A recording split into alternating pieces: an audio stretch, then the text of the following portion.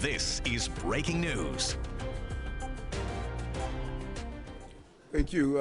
I am Mayor Adams, and I'm joined with the senior leadership of the New York City Police Department, the Commissioner, the First Deputy Commissioner, Chief of Patrol, Chief of Department, and Deputy Mayor Banks. In 2022, January 20th, we stood in Harlem Hospital where we lost two officers, Officer Mora and Officer Rivera.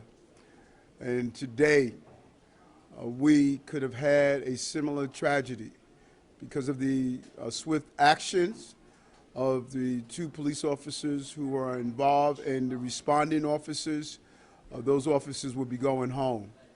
We had a very violent and dangerous person that has a long record of violence, attempted to harm our police officers, but they responded accordingly. And I want to thank the men and women of the New York City Police Department for their continuously displaying why we are considered to be New York City finest. This was a horrific incident that, because of their actions, a dangerous person is apprehended, and we have two officers that will be going home to their families. I want to turn it over to the Police Commissioner to give an overview of the case, and Chief of Detectives will give the details of what took place here. Commissioner? Okay, good evening, everyone. We're here because two officers from the 73rd Precinct were shot today while doing the job New Yorkers asked them to do. Both of our officers are here at New York City Health and Hospital, Kings County, where they're being treated for their wounds and are expected to make full recoveries. One of our officers have 9.5 years with the NYPD. The other has 16 years on. I want to thank the doctors, the nurses, the staff here for the excellent care they always provide us. And I want to remind everyone that this was one of those so-called routine jobs for patrol officers, which is to say there are never routine patrol jobs for our NYPD officers. Our officers are lucky to be alive at this hour, and they deserve all New Yorkers' thanks and gratitude for their courageous work. And all this on the same day that we buried the longest-serving NYPD Chief of Department, the legendary Joseph Esposito. So please keep the family of Joseph Esposito and all of our men and women in uniform in your prayers tonight and every day. Thank you. I will now turn over to our Chief of Detectives, Joe Kenny. Thank you, Commissioner.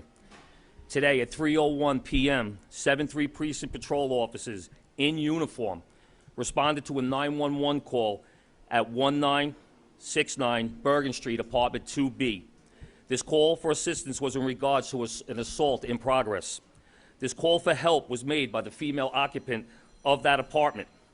This victim informed 911 that she was being physically assaulted by her son. She complained of a head injury. One sergeant and 3 police officers from the 7-3 Precinct responded to the scene and immediately identified the perpetrator. He was Melvin Butler, male, 39 years old, date of birth 11/16/84. He has 6 prior arrests in New York City and 1 prior arrest in North Carolina. He has a history of resisting arrest and of domestic violence. Officers informed Mr. Butler that he was under arrest and asked him to place his hands behind his back. At this time, Butler resists and a violent struggle ensues. At some point, Butler grabs hold of an officer's service weapon and shots are fired. One officer is shot in the left hand, another officer is shot in the left thigh. Both officers are being treated here at KCH and are recovering from their wounds. Butler himself is shot multiple times and he is listed in critical but stable condition. This investigation will continue by the NYPD Force Investigation Division while working with the Kings County District Attorney's Office. Thank you.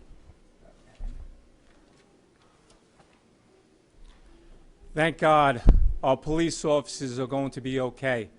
But New Yorkers need to ask the question, why is this continuing to happen?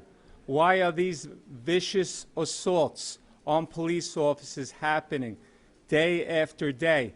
The assaults keep on going up. Why is that happening? Why does an individual, a repeat offender who's been arrested time and time again, feel like he can resist arrest. He can attack New York City police officers. He can shoot 2 New York City police officers. All police officers know the answer to that question because he thought nothing would happen to him, because he was emboldened. He thought nothing would happen to him. Our system is broken at every step of the way. Our criminal justice system is broken, and it needs to change. We need all New Yorkers to stand with us. We're going to follow this case and make sure that this individual who shot 2 New York City police officers stays behind bars, because we know cases like this before, the individual gets back out on the streets. So New Yorkers, it's not just about our police officers, it's about the safety of all New Yorkers, and we need your help. We need you to stand with our police officers. We need you more than ever. I will take a couple of questions for the Chief of Detectives. Chief, can you give a little more detail about the struggle?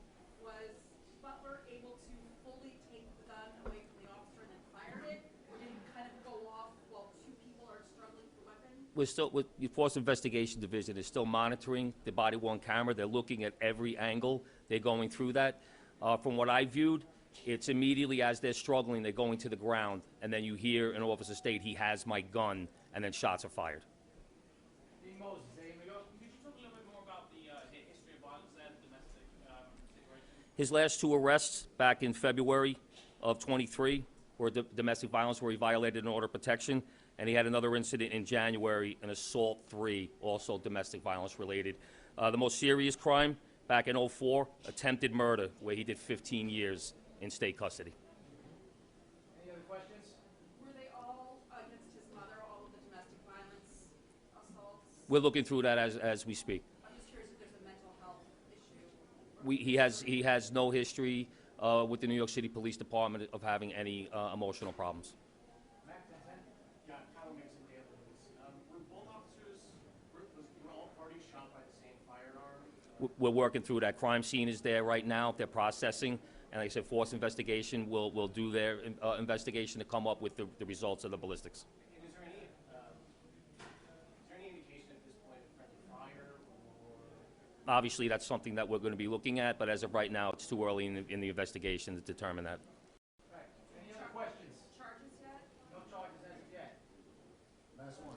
Were anybody else hurt? The mother, anybody else hurt? The FDNY had been telling us there were 2 other people injured. The original 911 caller was complaining of a head injury. All right, thanks, everyone. Thank you, everyone. Thank you.